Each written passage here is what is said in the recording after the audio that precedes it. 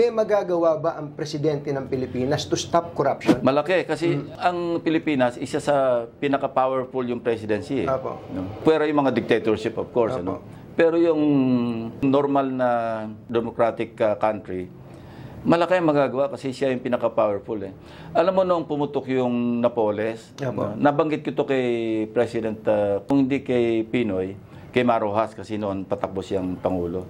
Sabi ko, ito yung pagkakataon para magkaroon kayo ng firm control over the legislature. How? Eh di, eto na kasi meron ng ganyan. Pati judiciary, may nadamay na. Nagkaroon ng, pati ibang usapin sa impeachment. Ano? Sabi ko, ito na yung parang, kasi meron ng fear Pero wag yung tirahan yung buong Kongreso as an institution. Individual, pumili na kayo ng yung wala ng contest, no contest, na walang mag-aakala na pinupolitika. No? Pumili kayo ng talagang talamak na korap. Yun ang sampulin nyo. Na walang aangal, totoo yan. Hindi yan politika, totoo yan. Kilala namin yan. Parang gano'n.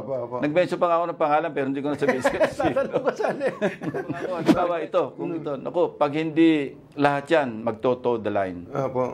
Pero wala, nangiti lang si Secretary Senator Mar noon. Si Pinoy, parang nabanggit ko rin kay Pinoy. Parang sabi nila, mahirap gawin. Kasi siyempre, pag ikaw Pangulo, 1/3 lang ng boto sa Kongreso, sa lower house, impeach ka. na. Sabi ko, wag natin i-attack yung institution. Individually. Ano ka lang yan, makapag-sample ka lang ng, hindi lang yon sabi ko. Wag yung puro